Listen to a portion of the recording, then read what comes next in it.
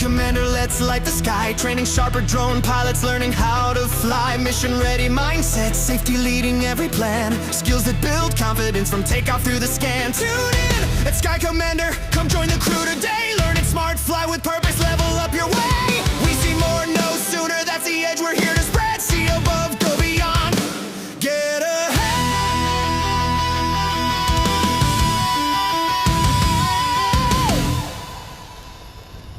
Okay, let's get started. Imagine a professional pilot, right? Someone who just spent, I don't know, $15,000 on a brand new, absolute top-of-the-line enterprise drone. Oh yeah, the real heavy-duty stuff. Exactly. We're talking thermal sensors, dual cameras, RTK positioning, the works. So they land this major contract with a commercial real estate firm. They go out to the site, and they fly a technically perfect mission. I mean, the weather is beautiful. The flight paths are just flawless. It's like a total win so far. Right. Then they go back to their office. They dump like 2,000 massive, unorganized, completely unlabeled raw photos onto a cloud drive, email the link to the client, and just sit back waiting for the praise to roll in. And let me guess, they never get hired by that firm ever again. Not a chance. And why? Because they fell face first into what is arguably the most dangerous trap in modern professional life, the gadget illusion. It's so common. It happens every single day across almost every industry you can think of. You see it with freelance designers buying top-tier rendering software, consultants subscribing to these massive data platforms, and developers paying for premium enterprise toolkits. They're basically confusing the appearance of capability with actual capability. We have all been there. You know, you're staring at an online checkout screen, your mouse is just hovering over the buy now button. You get this rush, this absolute certainty in your gut that if you just own this new tool, the expertise is somehow magically included in the box. It's like a very modern sickness. Yeah, you buy the camera, you think you buy the photographer's eye. Doesn't work that way. Totally. And that is exactly the focus of today's deep dive. We are unpacking a masterclass level curriculum originally designed for professional RPAS, that's remotely piloted aircraft system, basically drone pilots. Specifically, we are looking at a highly technical module called S8E39, Designing Your Personal Tech Roadmap. And while the source material uses the language of aviation and drones, navigating complex industrial missions and strict airspace regulations, the underlying architecture of this curriculum goes way beyond aviation. Oh, absolutely. It's universal. Right. It is a masterclass in building any professional capability. Because in a world of just relentless information overload, where we are constantly bombarded by the hype of the next big AI tool or the newest hardware update, a true professional doesn't ask, what tool should I buy next? They ask, what workflow bottleneck do I need to solve next? Okay, let's unpack this, because the sources make a very bold claim right out of the gate. They say that owning the drone, the thermal payload, the slick dashboard subscription, even the hard case with the custom cut foam, all of that is merely the costume of professional. It's just an appearance. Just dressing the part. Exactly. But actual capability. The curriculum says capability is delivering outcomes safely, repeatably, clearly, and defensively. The psychology behind why we buy these tools prematurely is actually quite telling. Yeah. When you are trying to grow a business or even just trying to level up in your career, you are constantly facing uncertainty. Oh yeah, constant imposter syndrome. Exactly. Uncertainty about how to win clients, how to solve complex problems, how to stand out in a crowded market. And that uncertainty is highly uncomfortable. So buying a new piece of technology reduces that uncertainty for a fleeting moment. Right. It gives you a dopamine hit of what feels like momentum. You think, well, I just spent $3,000. I am clearly taking action. Right. But buying gear actually creates obligations. Yes. The curriculum introduces this concept called tool debt, which I think perfectly captures the hangover that comes after that dopamine hit. Yeah. You buy the tool and suddenly you have a massive training obligation. You have a maintenance obligation, a file storage obligation, a recurring software subscription that's draining your bank account every single month. And worst of all, you haven't actually solved a single client problem yet. You just have more chores. Take the thermal drone example detailed in the curriculum. The appearance is owning the camera. The actual capability, the thing the client is actually paying for, is understanding the physics of heat transfer. Right, because it's not just point and shoot. Not at all. It is knowing about emissivity, which is how different materials emit thermal radiation differently. So if you're inspecting a building, a shiny metal HVAC unit and a matte black rubber membrane on the roof might be the exact same physical temperature. Okay. But because of their different emissivities, they will look entirely different on your thermal screen. Right, so the camera might show a bright, glowing spot on the metal, and an amateur pilot who just bought the gear would flag it and say, look, a massive heat leak, a defect. And that amateur might write a report that causes a client to tear up a perfectly good section of their roof, costing them tens of thousands of dollars, simply because the pilot didn't understand thermal reflection. Wait, so the metal was just reflecting something else? Exactly. The metal was just reflecting the thermal signature of the cold sky, or maybe a nearby heat source. True capability is understanding those reflections, wind cooling effects, solar loading. Wow. It is the operational discipline of pairing every single thermal image with a standard visual image so the client actually has context. And crucially, it is writing a final report with cautious, defensible limitation language so the client isn't misled. Delivering that specific outcome is the capability. The drone is really just a flying tripod to collect the data. Just a flying tripod. I love that phrasing. But look, it's easy to say skills over sensors, but let's be real for a second. I'm going to push back a bit on behalf of the listener who is out there grinding to win contracts. Yeah, let's hear it. If I bid on a commercial real estate job with a $500 consumer drone, right? And my competitor walks into the pitch meeting carrying a $20,000 Matris drone in a massive tactical case. The client is picking the Matris. They don't know what my workflow is yet. They don't know my report structure. They just see the toy versus the Terminator. That's a fair point. Doesn't having the flashy enterprise-level gear actually help you win clients? It's like buying a $3,000 vintage guitar to get the gig. You open the case, and the band immediately takes you more seriously. Well, the $3,000 guitar might get you the audition, absolutely. But it won't help you play the song. Oh, that's good. And that is the danger of the gadget illusion. Gear hides weak skills, but it only hides them until the deliverable drops. Yes, the $20,000 drone might win you the first job, but sophisticated clients, the ones who provide the recurring high-margin revenue that actually sustains a business, they look right past the airframe the moment the data arrives. Don't care about the drone anymore. They audit the workflow. If your reports are vague, if your files are messy, if your claims are unsupported by evidence, or if you can't clearly explain the limitations of your own technology, they will never hire you again. You just become a one-time vendor who failed to deliver relief. That makes total sense. You win the battle but lose the war because you have massive tool debt. You've got 5 different software subscriptions you barely know how to use, scattered client data, and dashboards nobody trusts. So if the gear itself doesn't make you capable and it doesn't build a sustainable business, what does? This brings us to a massive paradigm shift in the material. We have to stop looking at the machine and start looking at the invisible system supporting the machine. The invisible system. The curriculum calls this building the tower, the 7-layer workflow model. Most people view their professional output as a single event. The programmer thinks, I write code. A photographer thinks, I take photos. A pilot thinks, I fly the drone. Right, just doing the verb. Exactly. But professional, highly defensible work is never a single event. It is a stack of layers. The curriculum breaks this down into 7 distinct sequential stages. Capture, organize, process, review, deliver, archive, and improve. It's sort of like running a high-end restaurant. Capture is sourcing and buying the raw ingredients. Organize is prepping them in the kitchen.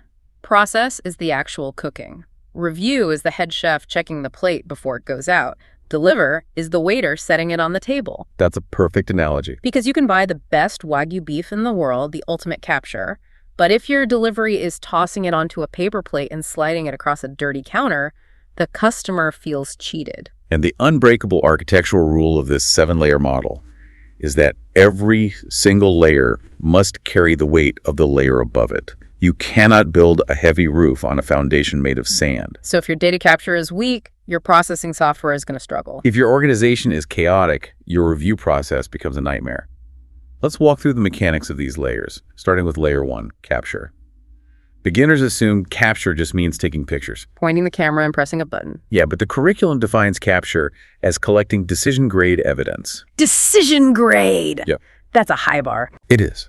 That requires knowing the precise site hazards, understanding how solar noon shadows will affect the photogrammetry, calculating the required ground sample distance, which is the physical real-world size of a single pixel, and operating within legal boundaries. Which leads right into layer 2, organize.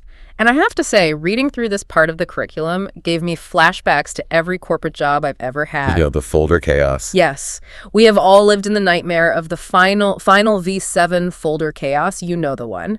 Project draft to actual final done delete .pdf. It is a universal failing of modern knowledge work, honestly.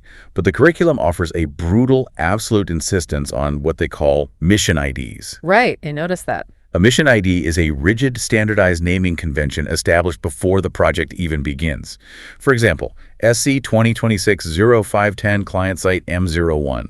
That string of text might sound incredibly dry and bureaucratic, but it is the golden thread of your entire operation. How so? What does that actually look like in practice for a business? Imagine a client calls you 6 months after a flight. They're in a panic because their engineering team noticed a crack in a concrete pillar on a specific site, and they need to know if that crack was there during your inspection. Oh man, that's a stressful phone call. Very. If you rely on memory or chaotic folders, you are hunting through your personal cloud drive, clicking through folders named Tuesday Flight or Smith Project. You're sweating, you can't find it. Yeah, clicking thumbnails, hoping for the best. But with a mission ID, that one code ties everything together. The flight logs from the drone, the raw image folders, the processed 3D data, the internal QA reports, the final PDF deliverable, the invoice, and the CRM notes are all tagged with that exact ID. So you search the ID, and within 10 seconds, you have the raw, unedited image of that exact pillar from 6 months ago. Exactly. It's boring until the exact moment you need it. Then it's absolute gold. It's like insurance. Okay, so you capture decision-grade evidence, you organize it flawlessly with mission IDs, and then layer 3 is process. This is turning the raw data into a usable output, like running images through photogrammetry software to build a 3D map. But the text gives a stark warning here. Processing is not magic. It cannot fully rescue poor capture. A blurry photo put through a $10,000 rendering engine is still a blurry photo. Right, garbage in, garbage out. Which brings us to what might be the ultimate bottleneck in most operations. Layer 4, review. The curriculum identifies this as the single most skipped layer in the entire workflow stack. The most skipped layer by far. Why is it so universally skipped, though? Is it a time crunch? Are people just too lazy to double-check their work? It's rarely laziness, honestly. It is usually the dopamine rush of completion. The pilot lands, they dump the SD card, the software stitches together a beautiful spinning 3D map or a flashy video, and they get really excited. They see the shiny object. Yeah, they are so thrilled by the technical output that they immediately fire off the link to the client. Hey, look what I made. But the review layer is the quality gate. Yeah. It is the moment you force yourself to step back and ask critical questions. Like what? Like, are the defect findings actually supported by the raw images? Did we accidentally include sensitive private information like a neighbor's license plate or backyard in the frame? Are the limitations of our sensor clearly stated? Oh, that privacy one is huge. If you skip review, you risk a catastrophic failure in layer 5, which is deliver. And this is a huge mindset shift in the reading. The material emphasizes that delivery is not just sending a WeTransfer link with files. Delivery is about managing the client's cognitive load. This is such a critical concept. Cognitive load is the amount of mental effort required to understand and process information. If you send an engineering client a folder with 1,200 unlabeled raw photos and say, here's the inspection data, you haven't delivered a service. You have delivered homework. You've massively increased their cognitive load, because now their highly paid engineers have to sit there clicking through hundreds of identical looking pictures of roof tiles just trying to find the one image that shows a defect. They might as well have just flown the drone themselves. Yeah. Professional delivery is about answering the client's ultimate decision. It's the tailored PDF summary, the annotated images pointing a big red arrow at the defect, the clear limitations. It creates instant relief. Following delivery is layer 6, archive. This involves strict data retention policies. Can we prove, repeat, compare, or recover this specific data set 3 years from now if there's a legal dispute over the asset? Again, tying back to those mission IDs. Exactly. And finally, layer 7, improve. This is the compounding engine of the professional. After every single mission, you update a checklist, refine a template, or tweak an SOP based on what went wrong or what took too long. Here's where it gets really interesting, because the source material takes the concept of technical debt from the software world and redefines it specifically for operators. What's fascinating here is how they adapt it. Technical debt in this context isn't just messy code, it's unrepeatable missions. It's having folders so chaotic you can't defend your findings in an audit.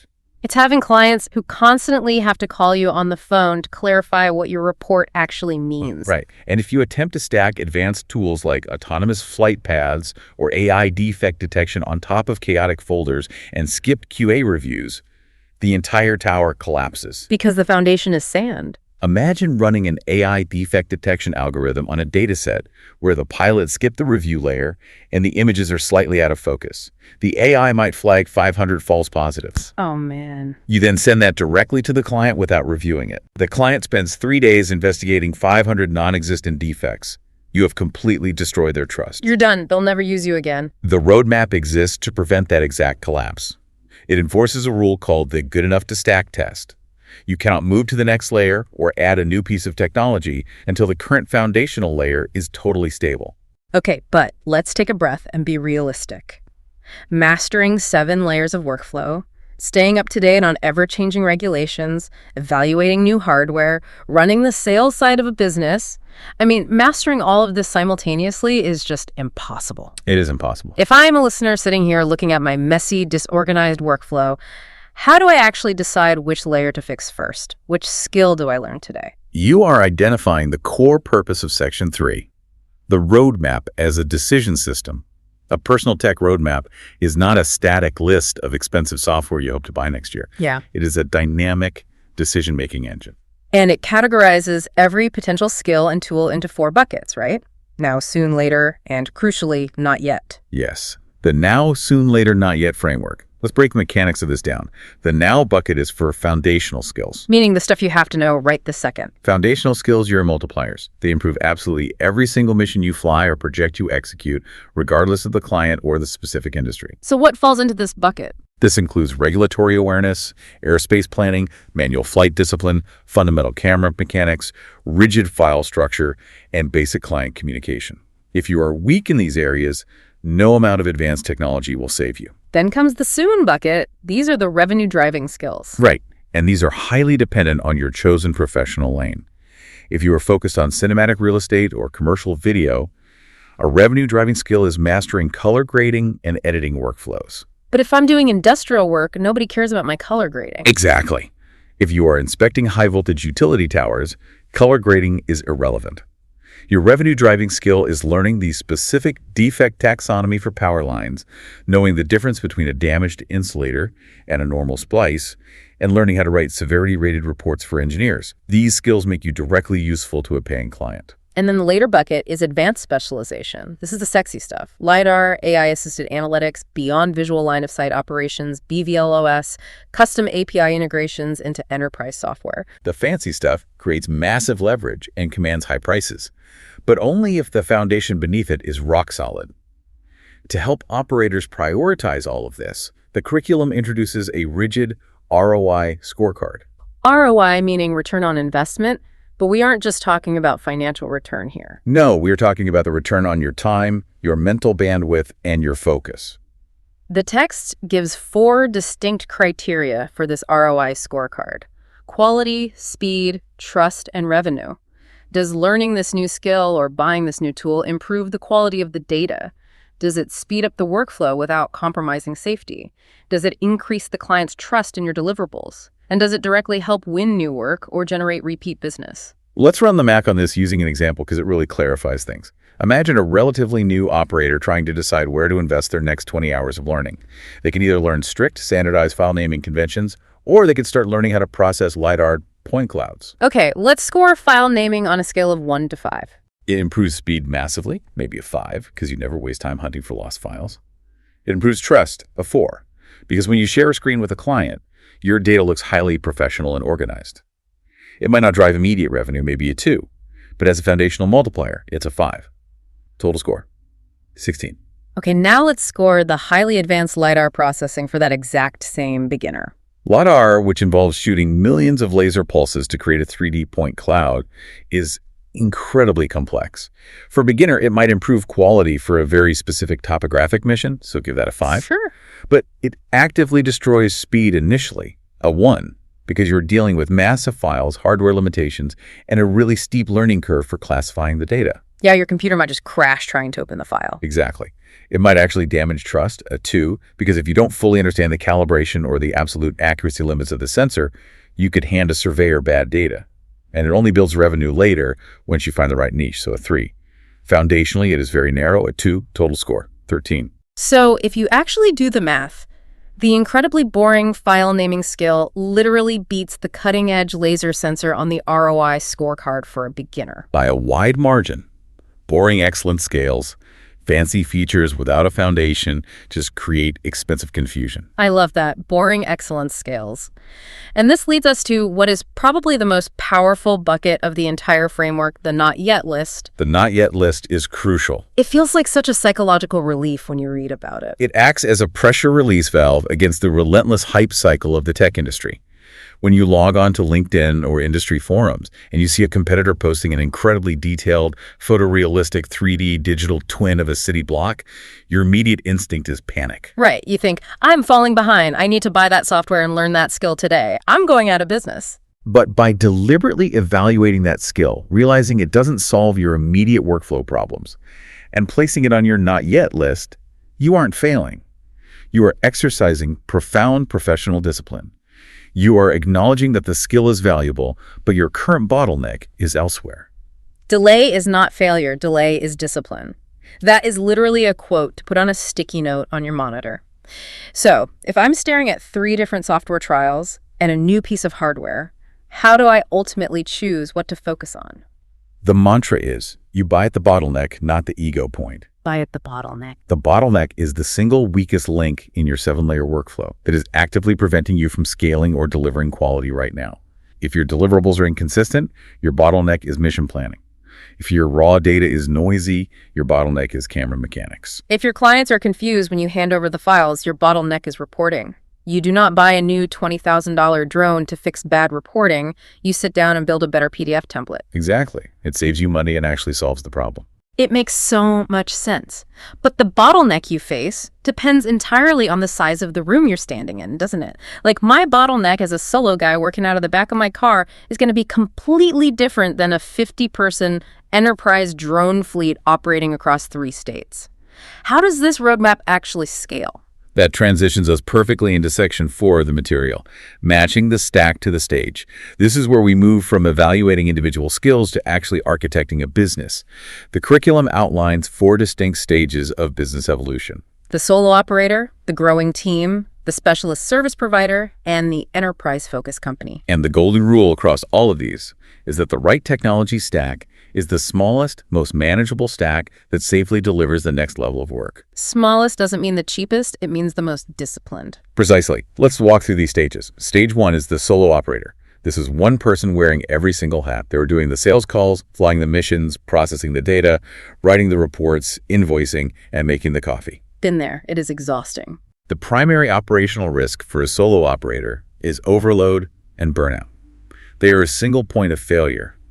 Therefore, the solution is not a complex, multi-tiered enterprise software system with custom client portals. That would just bury them in administrative overhead. So what should they be using?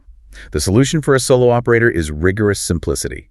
They need simple templates and clean folders, a reliable, intuitive flight app, a standardized mission intake form, a basic report template, and that rigid file naming convention we discussed earlier. They must create absolute repeatability so they aren't reinventing the wheel every time the phone rings. But then you get some success, right? You grow and you become stage 2, the growing team. You hire another pilot to handle the overflow, or an editor to process data, or maybe a salesperson. Suddenly the solo operator's superpower of I know where everything is in my head stops working because I becomes we. And the primary risk shifts dramatically.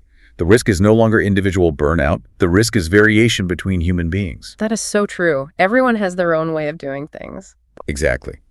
Pilot A organizes files by the date of the flight. Pilot B organizes files by the client's last name. Pilot A writes deeply detailed 3-page limitation reports. Pilot B writes 2 sentences in the body of an email. The brand begins to wobble. The client experience becomes completely inconsistent. So what is the technological solution for the growing team bottleneck? The tech stack must shift toward alignment and standardization.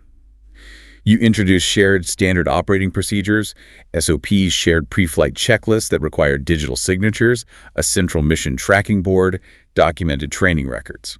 And probably a shared folder template that automatically generates the correct subfolders for every new mission so people don't go rogue. Yes. The tools at this stage are not just for doing the work, they are mechanisms for aligning human behavior. Next is stage 3, the specialist service provider. This is the company that stops taking every job that comes their way. They say, we don't do real estate, we don't do weddings, we don't do general mapping, we only do high voltage utility inspections. And here, the risk changes once again. The risk is shallow capability. Because you have to be the absolute best at that one specific thing. Right. If you claim to be a premium specialist, generalist tools and generalist deliverables are no longer sufficient. The solution is deep mission-specific capability. You need deeply researched defect taxonomies. You need specialized sensors. This is where the expensive LiDAR or radiometric thermal payloads actually come in, but only because your specific defined mission demands it. Exactly. You need deliverable packages tailored precisely to the engineering software your specific clients use. Which brings us to the final evolution, stage 4, the enterprise-focused company. This is when you're dealing with massive clients, national infrastructure, recurring volume, and incredibly high stakes. The primary risk at the enterprise stage is scale without governance. Governance, that's a heavy word. It is, and it's necessary. When you are dealing with a massive utility or a multinational construction firm, they care about the flight data, yes, but they care equally about the secure system around the data. They want to know who is looking at their stuff. Absolutely. How do you control access to highly sensitive critical infrastructure imagery? How do you audit exactly which inspector reviewed which report on what date? How do you manage cybersecurity protocols? The solution is governance tools. Meaning role-based access control, immutable audit trails, formal document control systems, and seamless system integration via APIs directly into the client's backend. Yes. And reading through these stages brings up a fantastic piece of field wisdom from the text. Do not wear the uniform before you join the unit. Do not wear the uniform before you join the unit. That hits hard. It is a profound warning against ego-driven business building. A solo operator who goes out and buys an enterprise-tier dashboard, pays for custom-branded client portals, and sets up a complex CRM with automated funnels is wearing the uniform before joining the unit. They are playing pretend. They are spending 50% of their time managing software features for a fictional future version of their company that does not exist yet, instead of actually flying missions and serving the clients they have today. It is the ultimate manifestation of tool debt. If we connect this to the bigger picture, you also have to be incredibly careful about which software vendors you choose to partner with at each stage so you don't get trapped.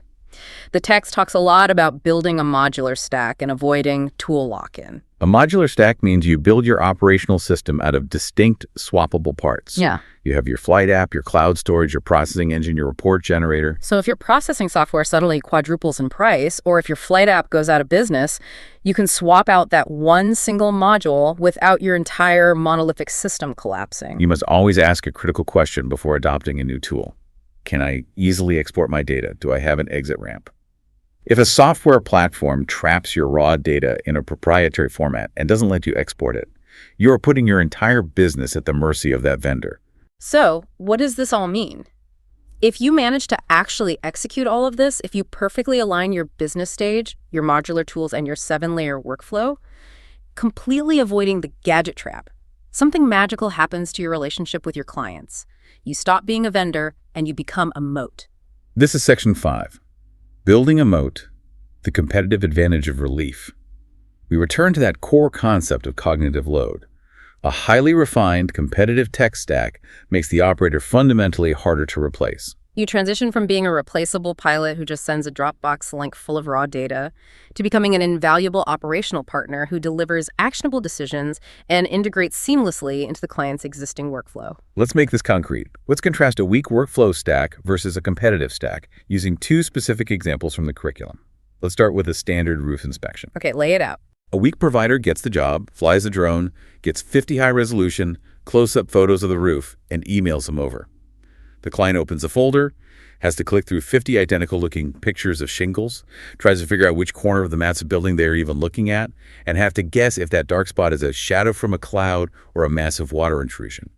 The cognitive load on the client is massive. They are doing the work you were supposed to do.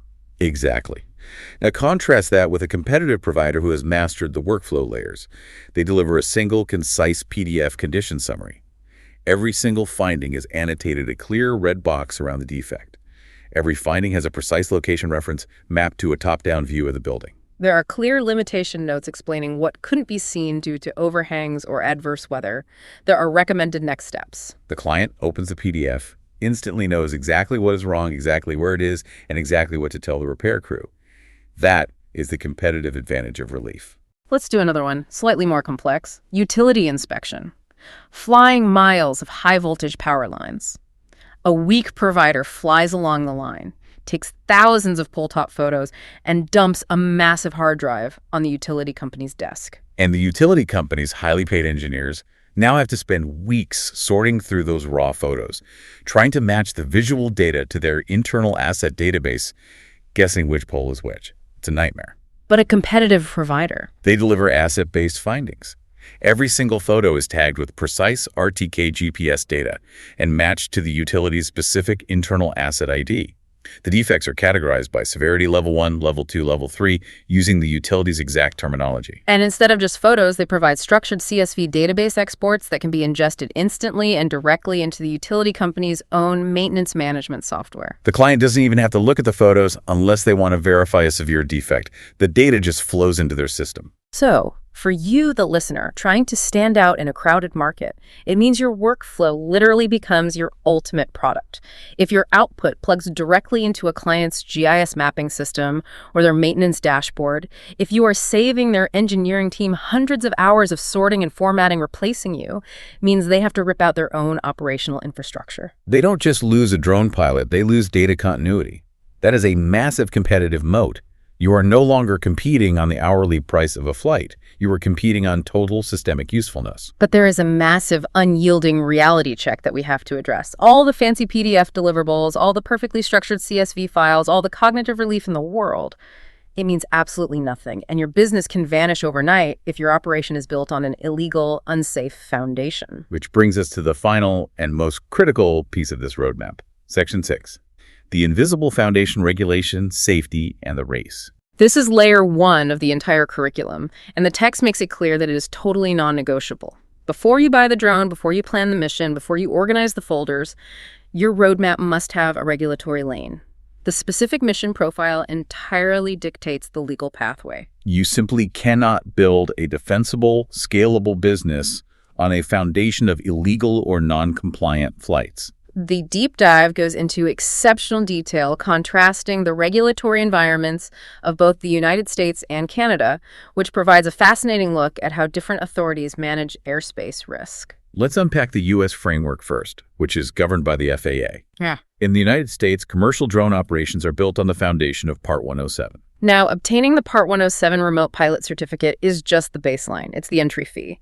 The true professional roadmap goes far beyond just passing the multiple choice test. The capability lies in understanding the mechanics of the airspace. For example, navigating controlled airspace using LANC, the Low Altitude Authorization, and notification capability. A professional needs to understand how the LANC grid system works, how to request near real-time authorizations, and crucially, what to do when LANC isn't available and manual airspace authorizations are required. Furthermore, they need to understand the necessity of Part 107 waivers. If your mission requires deviating from standard rules, say you need to fly over a crowded event or you need to fly beyond visual line of sight, BVLS, you cannot just do it. You have to submit a complex safety case and risk mitigation strategy to the FAA to earn that waiver. And the material heavily highlights remote ID as a massive, non-negotiable foundational piece in the U.S. now. Yes, remote ID is essentially a digital license plate for the sky. It broadcasts the drone's location, altitude, and the control station's location via Bluetooth or Wi-Fi. It is an absolute operational requirement for standard aircraft, from the moment of takeoff to shutdown. It fundamentally affects your pre-flight checks, your equipment purchasing choices, and your troubleshooting. If you show up to a job site and your remote ID module fails, you are grounded. If you don't understand the compliance mechanics of remote ID, your U.S. roadmap is dangerously incomplete.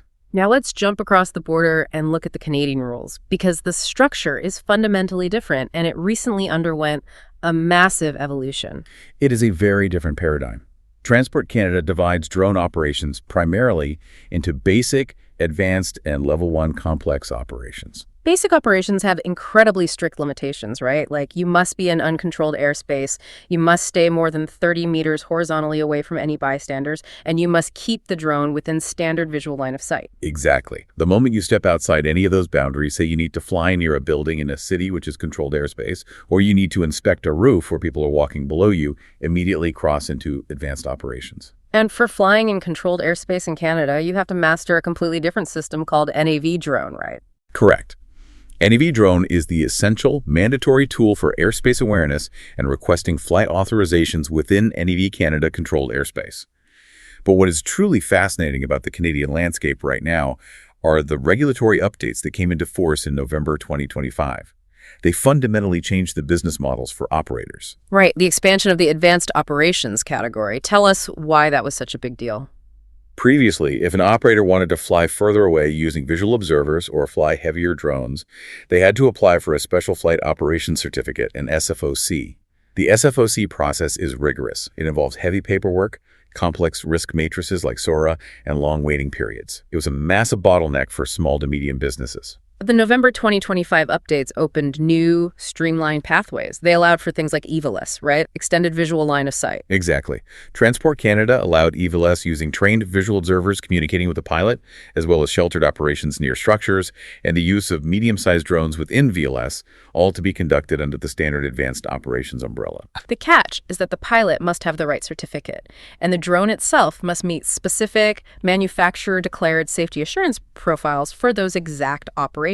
This update created a massive new middle ground. It allowed operators to scale their businesses and take on more complex infrastructure jobs safely without immediately slamming into the administrative wall of an SFOC application. There's a brilliant mnemonic in the text to help professionals remember the absolute sequence of all this.